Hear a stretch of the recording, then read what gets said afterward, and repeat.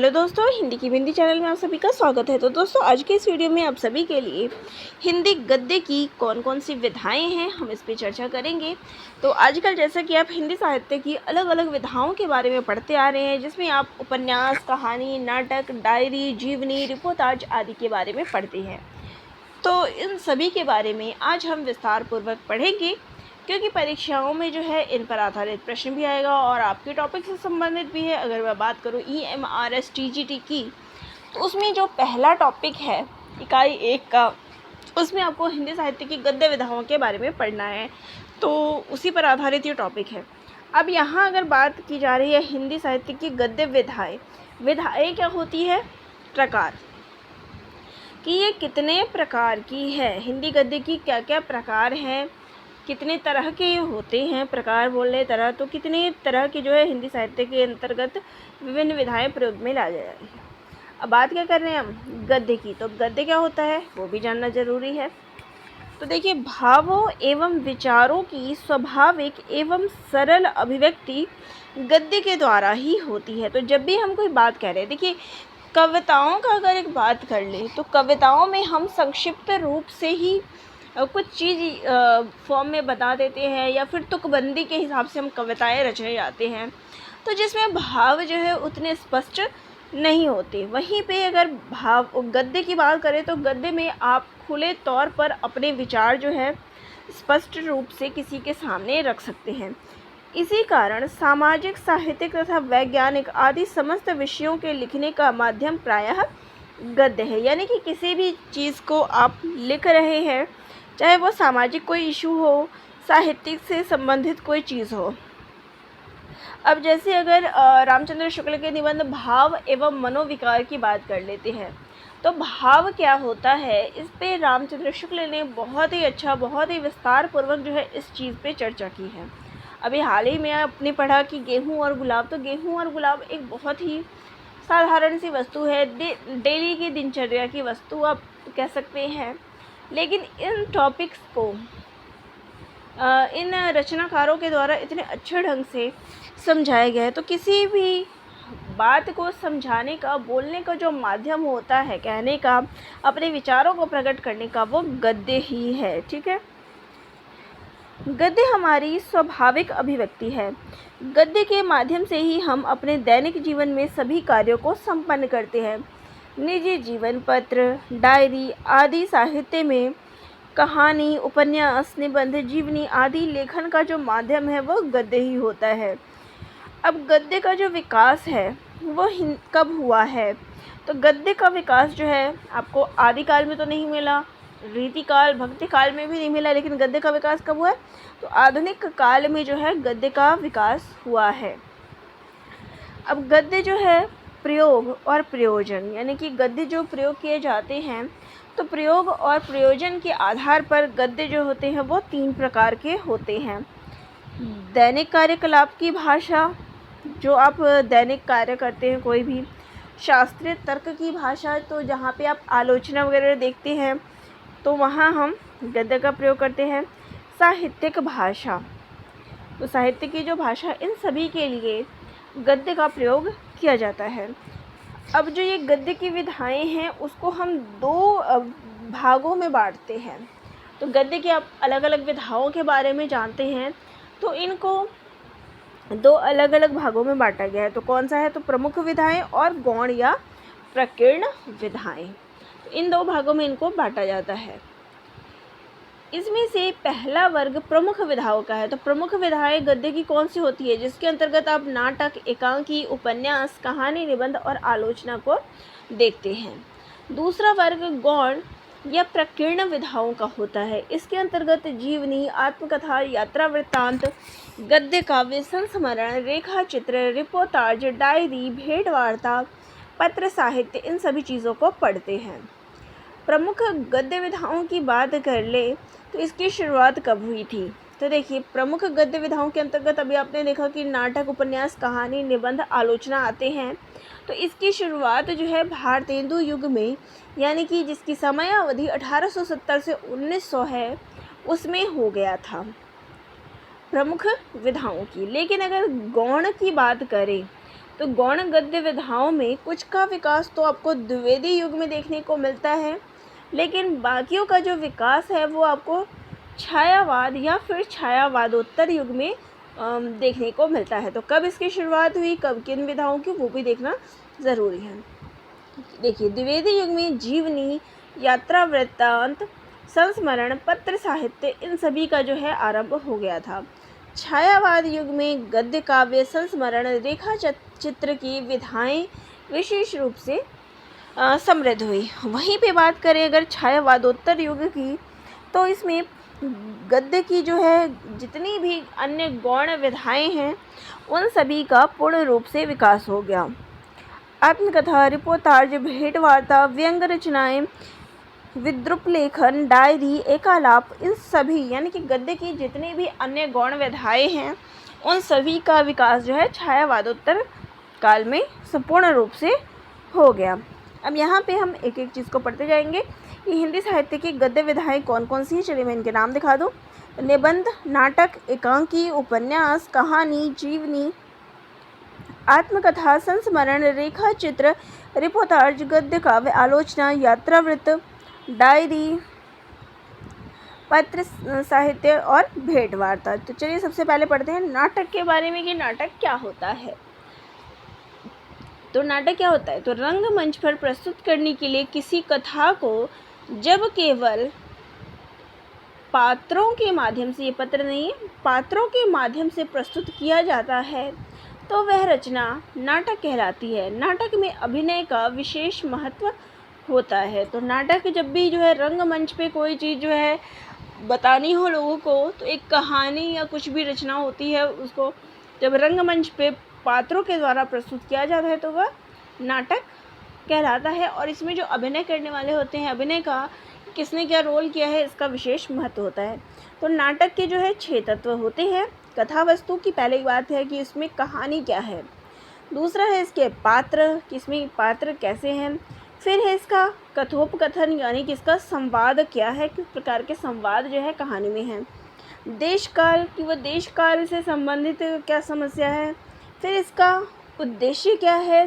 फिर रंगमंचीयता, यानी उसका मंचन जो है, नाटक इस प्रकार का होना चाहिए कि उसका मंचन जो है सही प्रकार से नाटक पे दिखलाया जा सके।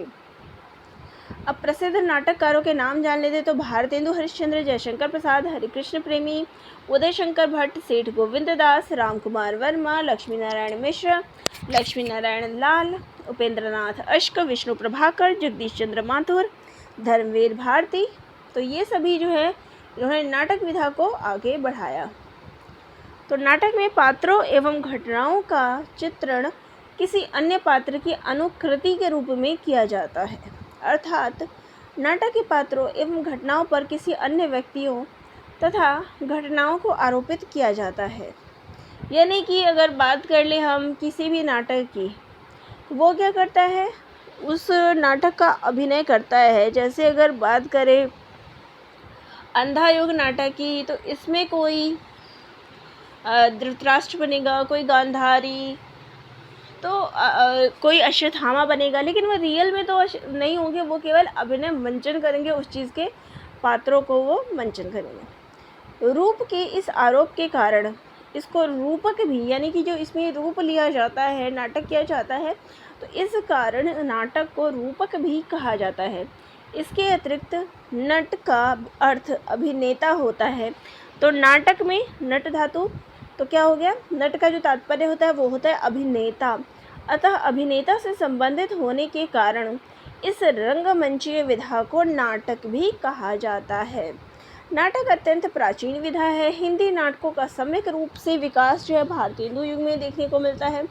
यद्यपि नाटक जो है इसके पहले भी लिखे गए हैं। भारतेंदु पूर्व अगर नाटककारों की बात कर ले तो इसमें रीवा नरेश, विश्वनाथ सिंह के ब्रज भाषा में लिखे गए नाटक आनंद रघुनंदन और गोपाल चंद्र के नहुष को अनेक विद्वानों ने हिंदी का प्रमुख जो है हिंदी का प्रथम नाटक माना है। स्वयं भारतेंदु के द्वारा जो है नहुष नाटक को हिंदी का पहला नाटक माना गया है। स्वयं भारतेंदु जी ने अनेक नाटक लिखे हैं, जिसमें वैदिक हिंसा, हिंसा न भवति, भारत दुर्दशा, अंधेर नगरी, नील देवी विशेष रूप से उल्लेखनीय हैं। भारतेंदु जी के बाद अगर कोई नाटक में आप विशेष रूप से योगदान देखते हैं तो वो है जयशंकर प्रसाद जी का। उनका आगमन हुआ।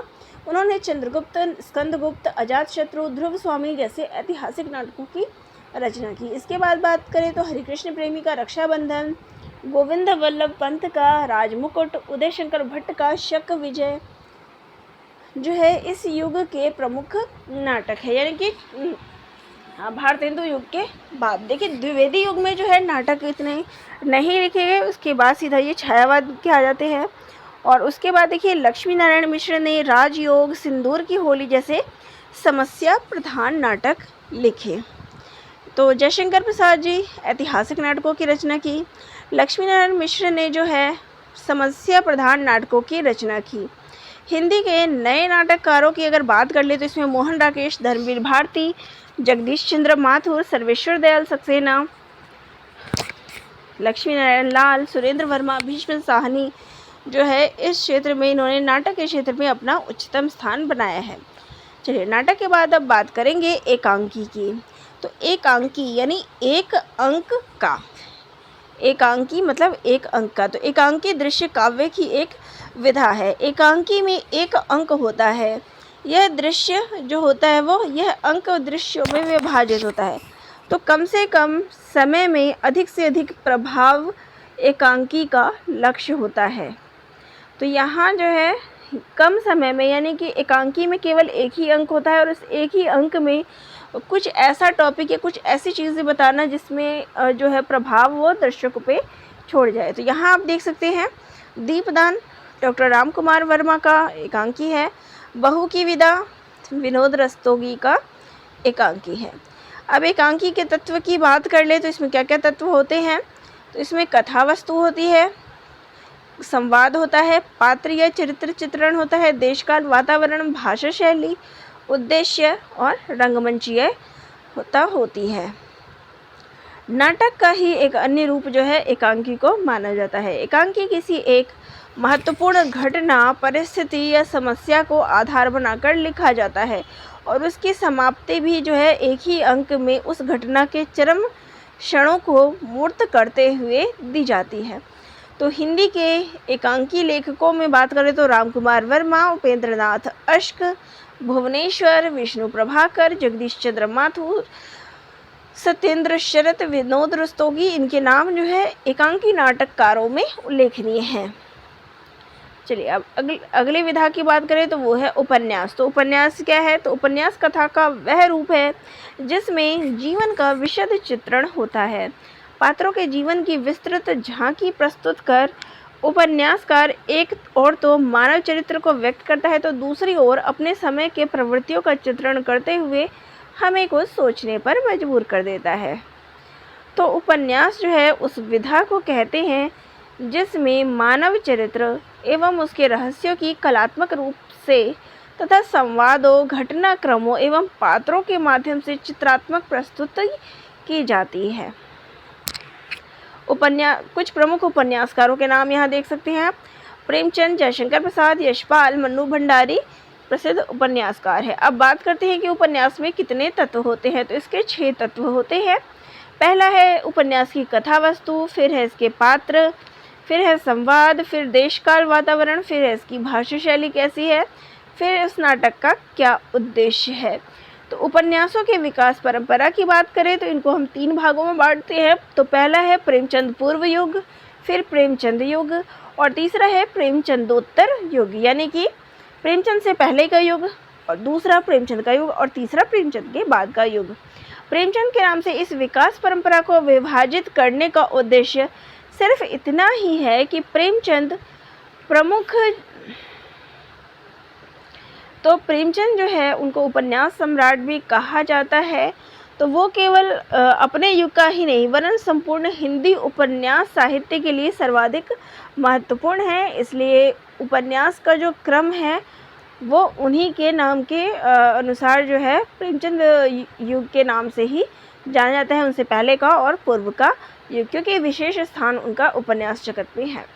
सन 1882 में लाला श्रीनिवास दास द्वारा कृत परीक्षा गुरु को जो है हिंदी का प्रथम मौलिक उपन्यास माना गया है। यह प्रेमचंद के पूर्व के युग की रचना है। इस युग के उपन्यासों में गंभीरता का प्रायः अभाव है तथा ये जो है एक घटना प्रधान उपन्यास है। इस युग के उपन्यासकार एवं उनकी रचनाएं इस प्रकार है। तो प्रेमचंद पूर्व युग की बात कर ले तो इसमें बालकृष्ण भट्ट, नूतन ब्रह्मचारी, किशोरीलाल गोस्वामी, इनके उपन्यास है लवंगलता, कनक कुसुम, प्रणयी परिणय। उसके बाद देवकीनंदन खत्री, चंद्रकांता संतति और भूतनाथ आदि, गोपाल राम गहरी, अद्भुत लाश, गुप्तचर आदि। फिर इसके बाद ब्रजनंदन सहाय, राजेंद्र मालती, सौंदर्य पासक आदि।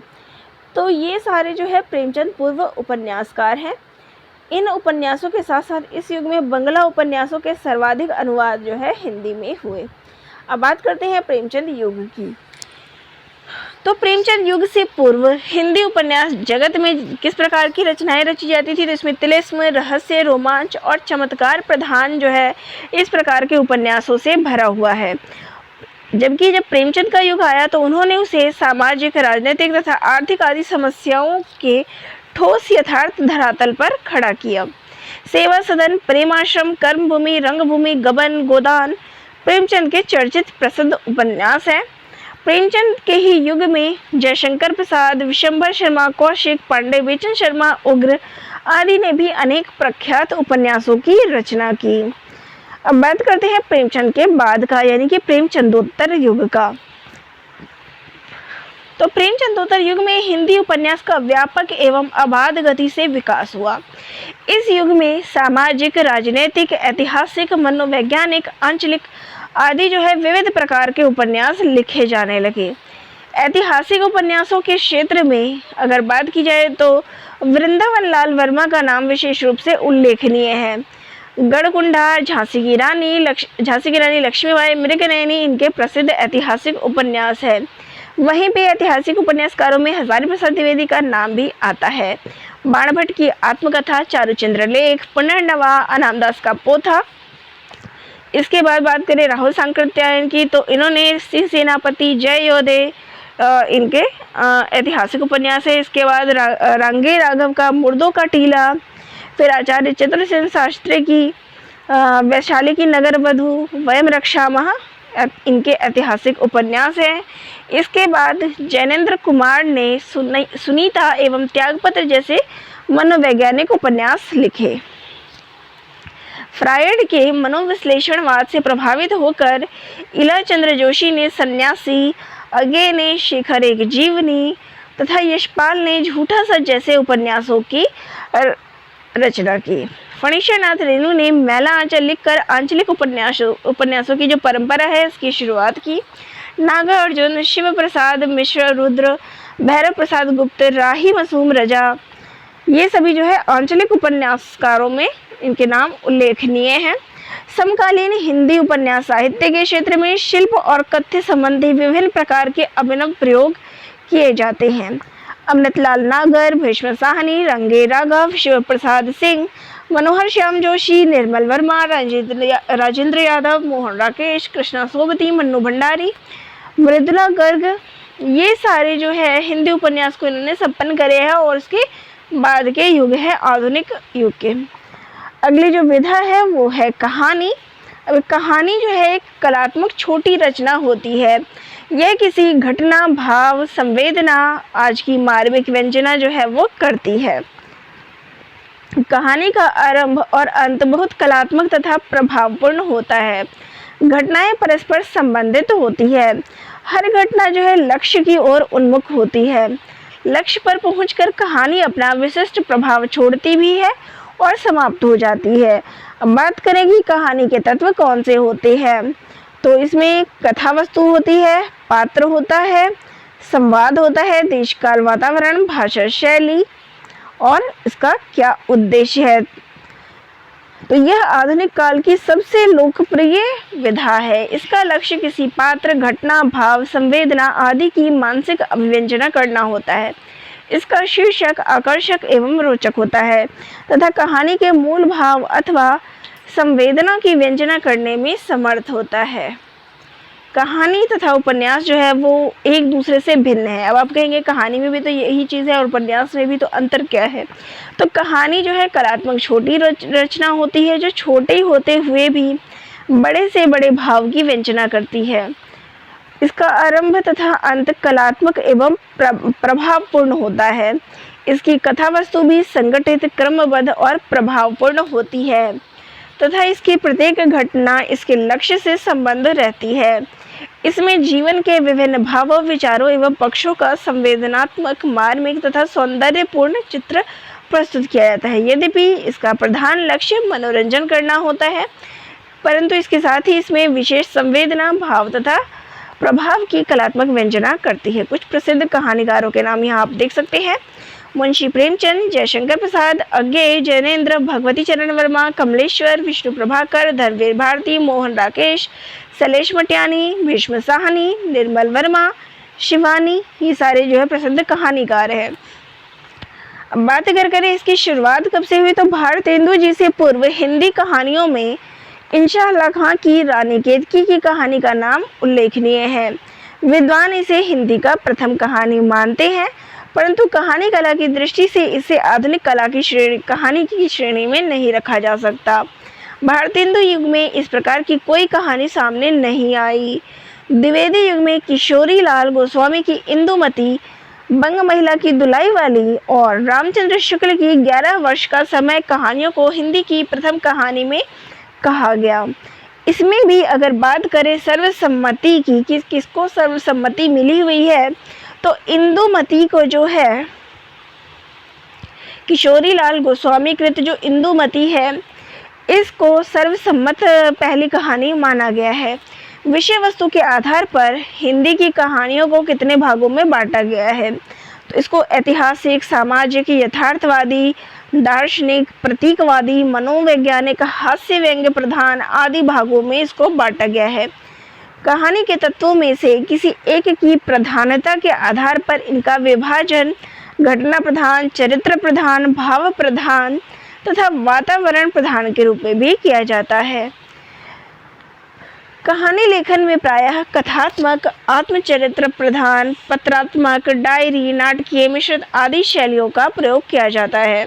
प्रसाद, प्रेमचंद, जैनेन्द्र, यशपाल, अज्ञेय, शिवानी, ये सब कुछ प्रसिद्ध कहानीकार हैं। अगली विधा की बात करें तो वो है निबंध।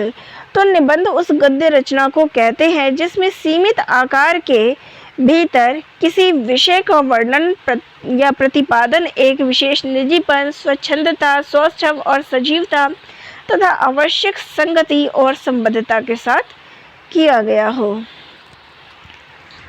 निबंध के प्रकार क्या है, तो ये कथात्मक होती है, वर्णनात्मक हो सकती है, विचारात्मक और भावात्मक, तो ये इन सब पे आधारित होती है। कथात्मक निबंधों में काल्पनिक वृत्त, आत्मचरित्रात्मक एवं पौराणिक आख्यानों का प्रयोग किया जाता है, यानी कि इसमें कथा टाइप का निबंध हो गया जिसमें कुछ काल्पनिक चरित्र आदि मिलेंगे। वर्णनात्मक निबंधों में वर्णन किया गया है, तो प्रकृति या मनुष्य जीवन की जो घटनाएं हैं उसके संबंध में इसमें वर्णन किया जाता है। वहीं पे बात करें विचारात्मक निबंध की, तो इसमें जो है निबंधकार अपने विचारों को सुसंबद्धता से व्यक्त करता है। वहीं पे भावात्मक निबंधों में लेखक के हृदय से निकले भावों को एक वैचारिक सूत्र में नियंत्रित करके लिखा जाता है। गद्य की नवीन विधाओं में निबंध सर्वाधिक महत्वपूर्ण तथा विकसित विधा है। आलोचकों ने निबंध को वास्तव में गद्य की कसौटी कहा है। तो निबंध को जो है गद्य की कसौटी कहा गया है। निबंध का प्रयोग दार्शनिक तथा बौद्धिक विचारों की अभिव्यक्ति के लिए होता है, किंतु आधुनिक हिंदी निबंध संस्कृत के निबंध से पूर्णतया भिन्न है तथा अंग्रेजी के एस्से के अधिक निकट है। गद्य की भाषा की अभिव्यंजना शक्ति का सबसे अधिक प्रसार इसी विधा में होता है। इसके विषय की सीमा मानव जीवन के समान ही विस्तृत है। यद्यपि इसमें बुद्धि तत्व की प्रधानता रहती है, तथापि उसका संबंध हृदय तत्व से भी होता है। तो ऐसा नहीं है कि केवल बुद्धि के अनुसार ही जो है किसी भी टॉपिक पे जो है अपने विचार प्रकट कर दीजिए, बल्कि इसमें हृदय भी शामिल होता है। निबंध में लेखक का व्यक्तित्व प्रमुख होता है। यह निबंधकार के मन में उठने वाले उन विचारों का चित्र होता है जिस समय वह किसी विषय से प्रभावित होता है। इसमें लेखक किसी भी विषय का पूर्ण विवेचन, विश्लेषण, परीक्षण, व्याख्या तथा मूल्यांकन करता है। वह विषय का निर्वाह अपनी इच्छा के अनुसार तथा अपने दृष्टिकोण के अनुसार करता है, जिसके लिए स्वतंत्र रहता है। निबंध आत्मपरक होता है तथा इसमें आत्मीयता और भावमयता के साथ साथ विचारों की तर्कपूर्ण अभिव्यक्ति भी होती है। जैसे मैंने आपको अभी बताया था कि देखिए, गेहूँ और गुलाब, तो गेहूँ प्रत्येक घर की, जीवन की जो है, व्यक्ति की एक ज़रूरत है। तो गेहूँ और गुलाब, इन दोनों का आपस में रिलेशन, रिश्ता जोड़ के निबंधकार ने, यानी राम वृक्ष बेनीपुरी जी की रचना है, निबंध है, तो किस प्रकार से बताया है। वहीं पे अगर बात करें हज़ारी प्रसाद द्विवेदी जी के निबंध, नाखून क्यों पड़ती हैं, तो नाखून जैसे एक छोटे से टॉपिक का, जिसके बारे में अगर आम आदमी की बात करें तो वो सोच भी नहीं सकता, तो यहाँ पे उस टॉपिक को कितने ढंग से जो है कवि ने, निबंधकार ने जो है इसमें इसको समझाया, कहाँ से कहाँ तक इसका विस्तार बताया, नाखूनों का बढ़ना, पार्श्विक प्रवृत्ति बताई है, वहीं पे इसका बढ़ना यानी जो विचारों का विकास का भी संबंध जो है इससे रखा गया है। तो यहाँ देख सकते हैं इन निबंधों के माध्यम से कि किस प्रकार से जो अपनी तर्क शक्ति, जो अभिव्यक्ति होती है, वो किस प्रकार से लेखक, निबंधकार जो है व्यक्त करता है। चलिए अगली विधा की बात करें तो वो है आलोचना। तो आलोचना का शाब्दिक अर्थ है किसी वस्तु को भली भांति देखना।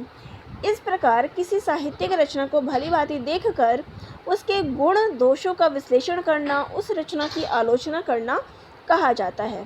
आलोचना के लिए समीक्षा एवं समालोचना शब्द का भी प्रयोग किया जाता है। जैसे कि अगर मैं बात करूं, जैसे मैं अगर कोई कपड़ा लेने जाती हूँ, या कोई भी महिला, कोई भी स्त्री कोई कपड़ा लेने जाता है। अब हम गए कपड़ा लेने, हमने क्या देखा कि ये कपड़े का जो मटेरियल है वो कैसा है, मुलायम है कि मोटा कपड़ा है कि पतला कपड़ा है। फिर इसके बाद इसका कलर कैसा है, ये कलर है, ये डिज़ाइन है, इस पर ये लग रहा है, ये अच्छा नहीं लगेगा, ये ऐसा लगेगा। तो हम उसके बारे में क्या कर रहे हैं, यहाँ पे जो कपड़ा है, यहाँ जो मैंने एक कपड़े का उदाहरण लिया, तो वो कपड़ा देख के हमने क्या किया, उसके गुण दोष सब बताए, तो यहाँ हमने इसकी आलोचना की।